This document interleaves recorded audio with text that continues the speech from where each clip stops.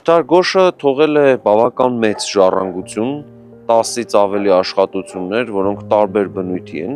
եւ եթե մեր հեռուստադիտողներին նա ավելի շատ հայտնի է իբրև պարզապես առակագիր, հատկապես խորհրդային շրջանի սերունդներ հայրենակիցները դպրոցում օրինակ անցել են նրան իբրև առակագիր,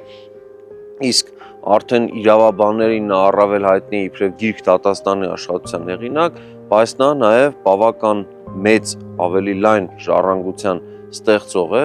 եւ օրինակ Զաքարյան եղբայրների խնդրանքով նա գրել է հայոց եկեղեցու դավանանքի ուղղափառությունը հաստատող որոշակի մի փաստաթուղթ, մի գրություն, հայտարարություն, այս վերնագրի սկզբում այդպես էր նշվում բառը եւ սա շատ կարեւոր էր, որովհետեւ նա ամփոփում էր արևելյան վարդապետների դիրքորոշումը